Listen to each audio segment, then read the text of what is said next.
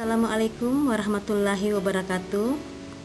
Kali ini kita akan membahas materi pengelolaan energi dalam mitigasi bencana iklim pada mata kuliah Pendidikan Lingkungan Hidup.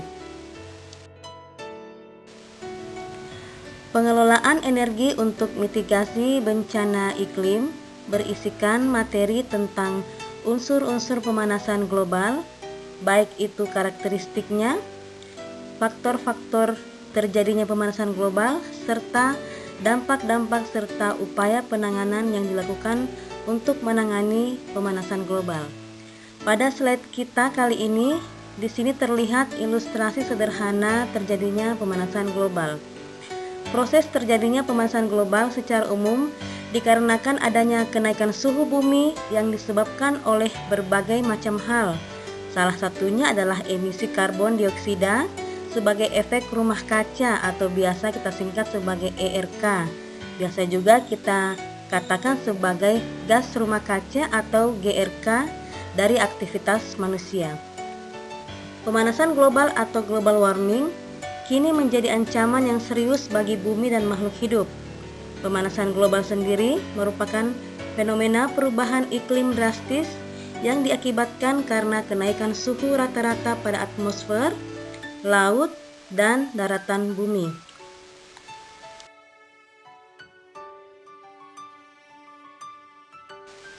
Faktor peningkatan pemanasan global tersebut juga dibuktikan dengan gambar atau grafik yang tertera pada slide kita kali ini, menunjukkan konsentrasi CO2 yang terus meningkat sepanjang waktu. Menurut hasil penelitian pada bulan Maret tahun 1958 hingga bulan Maret tahun 2016 menunjukkan bahwa grafik peningkatan CO2 pada atmosfer senantiasa meningkat secara signifikan.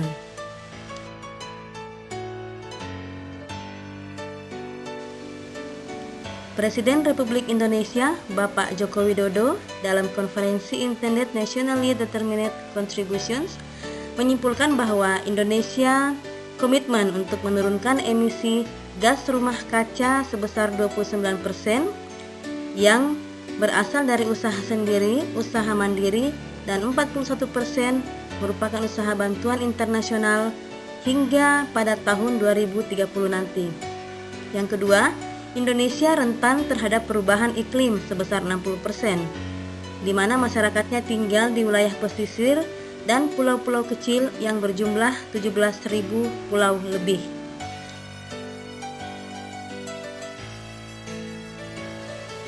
Perubahan iklim yang terjadi disebabkan oleh banyak hal, di mana kejadian perubahan iklim secara langsung maupun tidak langsung ikut serta berdampak terhadap perekonomian nasional. Sebagai contoh, kerugian pada sektor pertanian dan wilayah pesisir disebabkan adanya perubahan iklim yang diperkirakan pada tahun 2100 akan mencapai 2,2% dari total persen kenaikan perubahan iklim saat ini. Sedangkan kerugian pada sektor kesehatan dan ekosistem juga akan meningkat sekitar 3,5%. Pada slide kita kali ini merupakan bagan dampak perubahan iklim yang terjadi secara langsung maupun tidak langsung. Pada indikator perubahan iklim yang berdampak langsung, itu dapat terlihat dari peningkatan suhu udara, polusi udara, dan radiasi sinar ultraviolet. Sedangkan dampak-dampak perubahan iklim secara tidak langsung berdampak pada perekonomian nasional atau lokal, perpindahan penduduk atau mobilitas penduduk, serta terjadinya wabah penyakit yang sangat merugikan sosial ekonomi masyarakat Indonesia. Adapun keterkaitan mitigasi, adaptasi, dan climate change hotspots diperlihatkan pada gambar kita di slide kali ini, di mana inti yang dimaksud adalah mendefinisikan climate change hotspot sebagai wilayah yang ditandai dengan kerentanan yang tinggi dan kondisi iklim wilayahnya responsif terhadap perubahan iklim.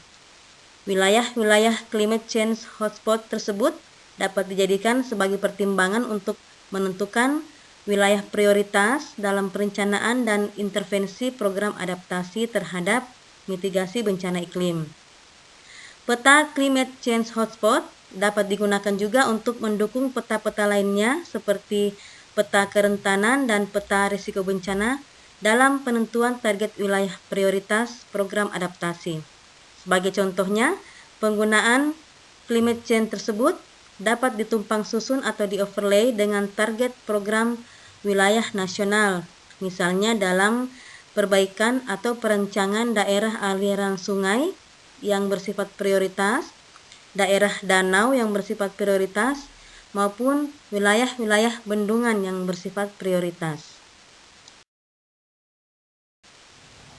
Secara awam atau dapat kita amati pada kehidupan kita sehari-hari bahwa ada fenomena-fenomena perubahan iklim yang dapat kita amati langsung maupun secara tidak langsung. Di sini diklasifikasikan 4 fenomena perubahan iklim, yakni meningkatnya temperatur udara, meningkatnya curah hujan, adanya kenaikan muka air laut atau sea level rise, dan meningkatnya intensitas kejadian ekstrim.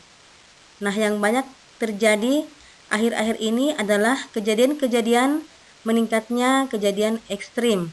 Di sini dituliskan ada 7, yakni yang pertama, meningkatnya intensitas curah hujan pada musim basah atau biasa dikatakan extreme rainfall.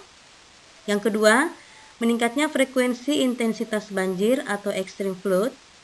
Yang ketiga, berkurangnya curah hujan dan debit sungai pada musim kemarau dan bertambahnya periode musim kering atau yang dikatakan dengan drought. Yang keempat, naiknya temperatur yang diikuti gelombang panas atau heat waves. Yang kelima, menurunnya kualitas air pada musim kemarau. Yang keenam, meningkatnya intensitas dan frekuensi badai secara tropical cyclones. Yang ketujuh, naiknya tinggi gelombang dan abrasi pantai. Dan yang kedelapan adalah meningkatnya intrusi air laut. Perubahan iklim juga sangat berpengaruh pada ekosistem di Indonesia. Di sini dapat kita lihat beberapa dampak bencana iklim pada ekosistem, yakni ekosistem hutan, ekosistem freshwater, ekosistem pesisir dan laut, dan ekosistem buatan. Pada ekosistem hutan, perubahan iklim berpotensi mempengaruhi hampir semua aspek ekosistem hutan seperti respons dan perilaku fisiologis, siklus hidup makhluk hidup, kemampuan bersaing, struktur masyarakat, produktivitas, dan siklus nutrisi. Ketidakmampuan biofisik hutan untuk mendukung pertumbuhan spesies tanaman tertentu dan pergeseran musim hujan dapat menyebabkan hambatan dalam upaya rehabilitasi hutan dan lahan.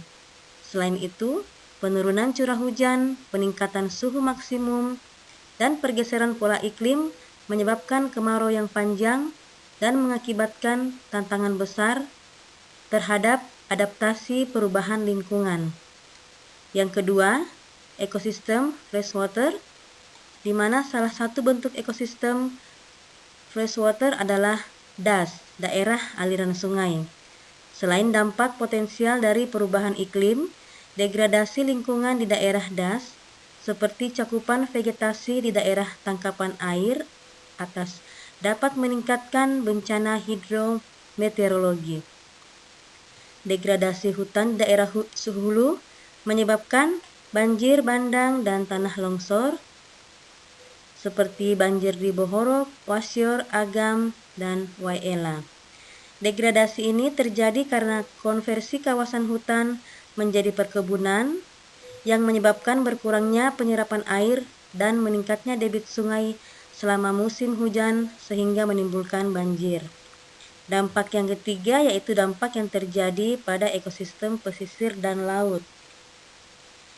Terjadi permasalahan perubahan iklim pada ekosistem pesisir dan laut yang sangat berpengaruh terhadap banyak hal. Di antaranya, naiknya muka air laut, kemungkinan perubahan arah gelombang dan arah arus laut, meningkatnya konsentrasi CO2 atau pengasaman air laut atau ocean acidification, keterkaitan peningkatan konsentrasi ultraviolet, dan meningkatnya kejadian badai dan angin siklon. Dampak yang keempat itu terjadi pada ekosistem buatan, yakni ekosistem yang dibuat oleh manusia seperti ekosistem perkebunan, pertanian, dan pertambakan yang dirancang oleh manusia di daratan.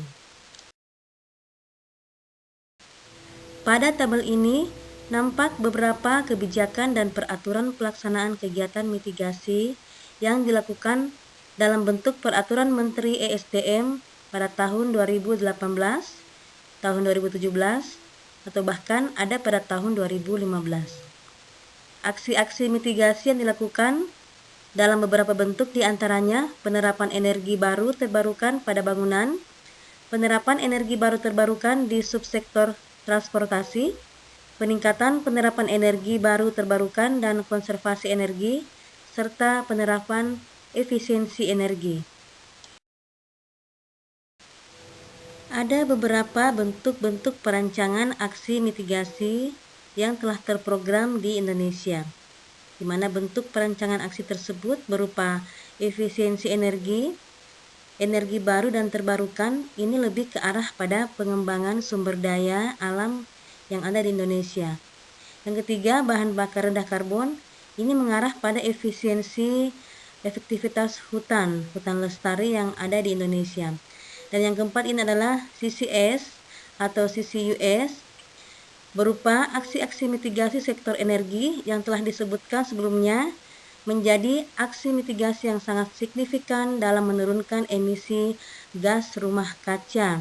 Melalui implementasi CCS ini, kepanjangan dari Carbon Capture and Storage or Carbon Capture Utilization and Storage, pada kegiatan produksi migas yang ada di hulu.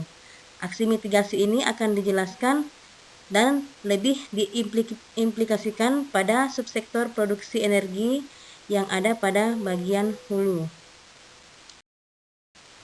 Akan sangat penting untuk kita dapat menilai aksi-aksi mitigasi bencana iklim, salah satunya melalui penurunan emisi pada skala provinsi.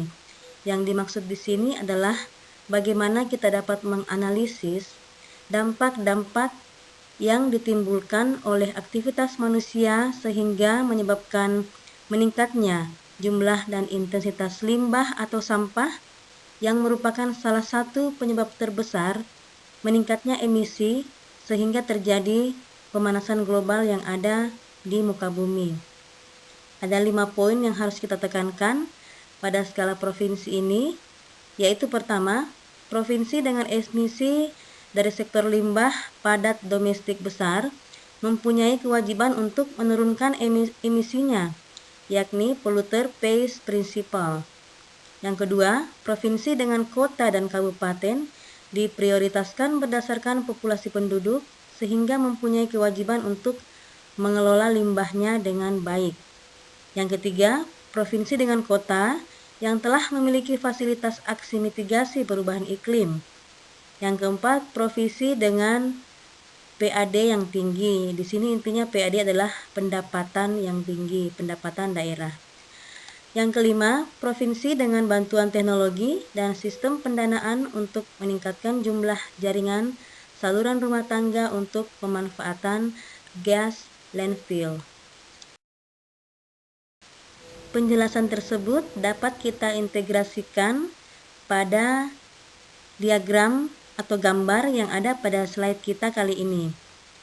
Di sini nampak bahwa jumlah penduduk per provinsi, di mana jumlah penduduk terbesar yakni berada pada Provinsi Jawa Barat sebesar 16,6% dan jumlah penduduk terkecil berada pada Nusa Tenggara Barat sebesar 2%, sama dengan Kalimantan Timur sebesar 2%. Potensi penurunan emisi untuk keseimbangan iklim juga dapat kita amati pada tabel berikut ini, di mana pada tabel ini nampak kita lihat aktivitas-aktivitas pengelolaan energi berupa pengelolaan industri pulp dan kertas. Kementerian Perindustrian terus memacu industri pulp dan kertas untuk menggunakan teknologi terkini Kepala Badan Penelitian dan Pengembangan Industri mengatakan bahwa proses pembuatan kertas tersebut harus mengutamakan efisiensi dan efektivitas dalam penggunaan sumber daya alam secara berkelanjutan. Inovasi dalam teknologi, khususnya yang ramah lingkungan, sejalan dengan implementasi Making Indonesia 4.0. Selain itu, produk yang dihasilkan dengan cara tersebut bisa lebih mudah masuk ke dalam pasar global, sehingga langkah ini akan berdampak pada peningkatan daya saing produk pulp dan kertas, sehingga menjadi peluang pasar yang terbuka lebar dengan kapasitas produksi yang meningkat dengan adanya perluasan.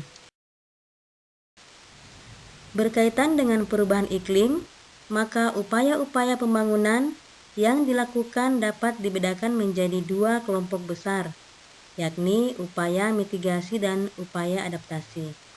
Yang pertama, upaya mitigasi bertujuan untuk meningkatkan kapasitas penyerapan karbon dan pengurangan emisi gas-gas rumah kaca atau GRK ke atmosfer yang berpotensi menipiskan lapisan ozon. Untuk itu, upaya mitigasi difokuskan untuk dua sektor utama, yakni sektor kehutanan sebagai sumber mekanisme carbon sink atau pemeliharaan hutan berkelanjutan, pencegahan deforestasi dan degradasi hutan, pencegahan illegal logging, pencegahan kebakaran hutan, serta rehabilitasi hutan dan lahan. Sektor kedua yakni sektor energi untuk mengurangi emisi gas rumah kaca yang berasal dari pembangkitan energi, transportasi, industri, perkotaan, dan lahan gambut. Upaya kedua yakni upaya adaptasi, merupakan tindakan penyesuaian sistem alam dan sosial untuk menghadapi dampak negatif dari perubahan iklim. Namun, upaya tersebut akan sulit memberikan manfaat secara efektif apabila laju perubahan iklim melebihi kemampuan beradaptasi. Upaya ini bertujuan untuk, pertama, mengurangi kerentanan sosial ekonomi dan lingkungan yang bersumber dari perubahan iklim. Yang kedua, meningkatkan daya tahan resilience masyarakat dan ekosistem. Dan yang ketiga, meningkatkan kesejahteraan masyarakat lokal. Dalam hal ini, pengentasan kemiskinan. Pengambil kebijakan atau beberapa pihak stakeholder memiliki peran yang vital dalam kegiatan pembangunan nasional yang bertujuan untuk meningkatkan kesejahteraan masyarakat Indonesia melalui tiga sektor utama, yakni sektor sumber daya air, sektor perumahan dan pemukiman, dan sektor jalan dan jembatan. Keterpaduan pembangunan ketiga sektor tersebut dicapai melalui dukungan kebijakan penataan ruang, sehingga dalam rangka mitigasi dan adaptasi terhadap dampak perubahan iklim, kebijakan-kebijakan stakeholder tersebut dapat diuraikan sebagai berikut. Jadi ada 4 poin. Yang pertama yakni penataan ruang, di mana meningkatkan penyelenggaraan penataan ruang nasional maupun daerah yang aman dari ancaman bencana, nyaman dalam kualitas lingkungan yang baik, produktif dalam mendukung kegiatan sosial ekonomi, dan sifatnya berkelanjutan untuk kebutuhan masa kini dan masa mendatang.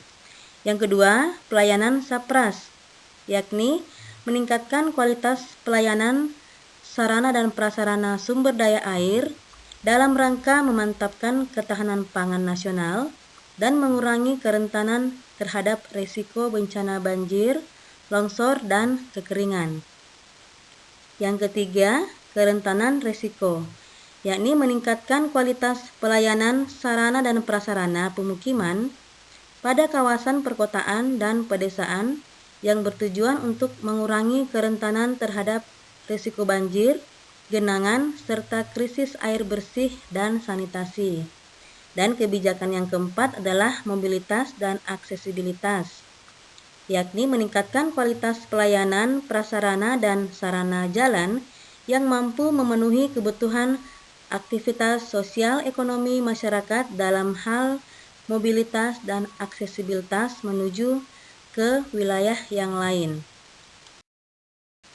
Demikian penjelasan untuk materi pengelolaan energi dalam mitigasi bencana iklim, di mana dapat kita simpulkan bahwa kita sebagai seorang peneliti atau sebagai seorang akademisi harus dapat menentukan kegiatan-kegiatan sektor yang sesuai, memilih komponen aksi mitigasi, menilai kinerja dari komponen aksi mitigasi, memantau pelaksanaan komponen aksi mitigasi, mencatat perubahan-perubahan yang telah dilakukan, serta menyediakan dasar perencanaan untuk pengelolaan aksi mitigasi yang lebih baik berdasarkan praktek-praktek analisis yang terbaik di lapangan. Semoga materi kita hari ini dapat memberi manfaat dan pencerahan tentang pentingnya sebuah mitigasi dalam dampak perubahan iklim yang terjadi di Indonesia. Terima kasih, sampai bertemu pada materi selanjutnya. Assalamualaikum warahmatullahi wabarakatuh.